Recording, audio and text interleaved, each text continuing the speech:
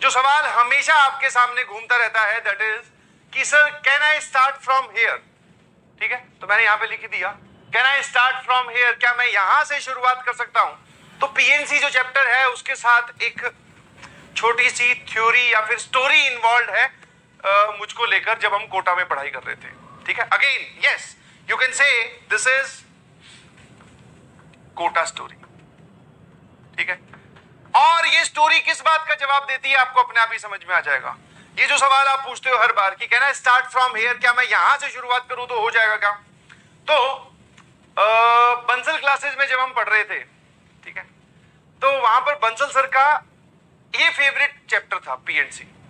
तो वो क्या करते थे, वैसे जो टेस्ट होते हैं जिनके बेसिस पर शफलिंग होती है, आप जो अच्छे बैचेस में प्रमोट होते हो वो रेगुलर टेस्ट के बेसिस पे होते हो जिसमें फिजिक्स केमिस्ट्री और मैथ तीनों आती थी। केमिस्ट्री में अपना हाथ तंग था, उस वजह से कई बार केमिस्ट्री की सिर्फ वजह से रैंक पीछे चली जाती थी, या फिर जो मनचाहा बैच जिसमें आप प्रमोट होके जाना चाहते हो जो आपकी रेंज में है वहां तक नहीं पहुंच पाते थे। तो जब हम 11वीं क्लास में थे तो एक टेस्ट अनाउंस हुआ और जिसके बेसिस पर शफलिंग होगी, शफलिंग मतलब आपका बैच प्रमोट करके आपको और टॉप के बैच में ले जाया जाएगा। और मैंने आपको पहले भी बताया था टॉप का मैच, जैसे जैसे आपको टॉप का बैच मिलता जाए समझिए कि आप आईआईटी के नजदीक जाते जा रहे हो। समझ में आया?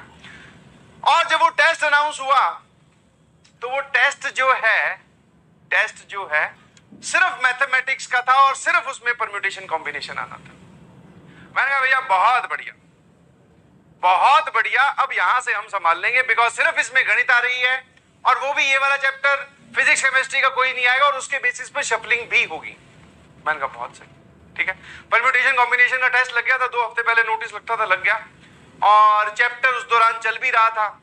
टेस्ट होने से पहले चैप्टर खत्म हो गया, अच्छी भली तैयारी थी। गए टेस्ट में, उस टाइम पे बैच था, थोड़ा सा समझा दूं, P1 से लेके P10 ये टॉप वाली लेयर है, फिर था Q1 से लेके Q10, फिर था R1 से लेके R10।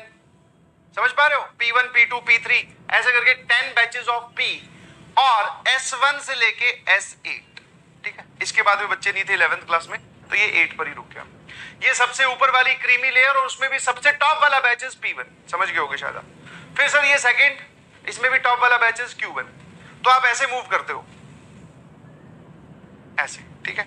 उस टाइम पे जब टेस्ट अनाउंस हुआ तो आई वाज इन Q3। जब टेस्ट अनाउंस हुआ कि इस पे आपको शफलिंग मिलेगी और आप इस बैच में जाना चाहते हो, सबका अल्टीमेट एम यही रहता है सर या तो इस रो में शामिल हो जाए बस, P1 से लेके P10, मतलब जब आप बैच बोलो तो आपके नाम में जब आप बताने लगो किसी को तो P सुनाई दे। नंबर कौन सा उससे ज्यादा फर्क पड़ता नहीं, ऑल्दो फर्क पड़ता है क्योंकि ये वाले जो लोग हैं P1 P2 वाले, इनकी रैंक बड़ी जबरदस्त आती है। बट P1 से P10 तक अगर आप हो तो आपको एक आत्मसंतुष्टि की फीलिंग आती है कि हाँ भाई मैं अच्छा कर रहा हूं। तो Q3 में था, टेस्ट अनाउंस हुआ, मैं Q3 से directly after the test promote कर दिया गया था P6 में। ठीक है, very happy, very happy because सिर्फ गणित का टेस्ट था। समझ में आया? अब यहां से मुझे फायदा क्या हुआ, जब मैं P6 में जाकर बैठा, Q3 से लेके P6, आप जान सकते हैं कितने बैचेस का सफल है। तो फायदा ये हुआ कि आसपास वाले जो लोग थे वो बड़े ही, मतलब एक तो आपको जो चाहिए था वो मिल गया।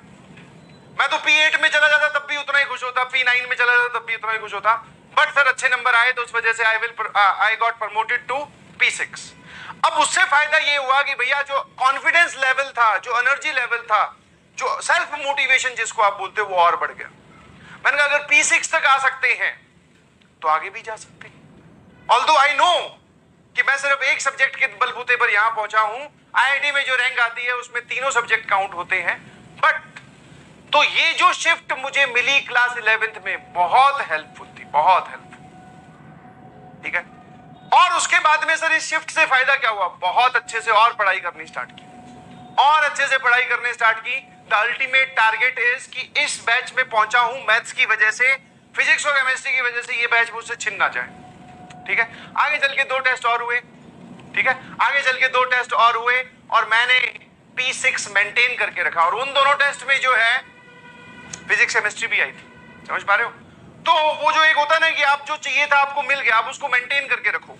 तो जितने भी लोग ये सोच रहे हैं can I start from here, yes, कोई भी कहीं से किसी भी मूवमेंट से आप स्टार्ट कर सकते हैं। द ओनली थिंग इज जिस दिन आपकी फ्रीक्वेंसी मैच कर गई, आपको अच्छा लगा, आपको अपने हार्ड वर्क का रिजल्ट दिखा कि हाँ यार पढ़ने से नंबर तो आते हैं, आप अपने आप सेल्फ मोटिवेटेड फील करोगे, आपको जरूरत ही नहीं पड़ेगी किसी और की एक्सटर्नल मोटिवेशन की।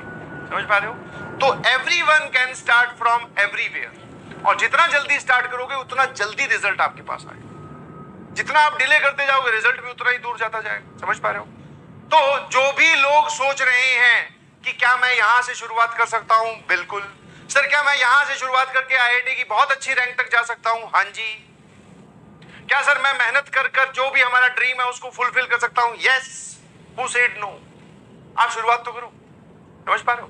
तो आपकी की गई मेहनत अगर आपको रिजल्ट के तौर पे दिखती है तो हम मोटिवेटेड हो जाते हैं। तो please start doing hard work from this chapter only, और अपने आप से प्रॉमिस करो कि कोई लाइव लेक्चर आज के बाद मिस नहीं करेंगे। जो पुराना हो गए हैं मिस, उनको धीरे धीरे कवर करेंगे। बस इतनी सी थ्योरी है, इतनी सी स्टोरी है, इसमें अच्छे से खेल जाओ, बस फिर उसके आगे और कुछ करने की जरूरत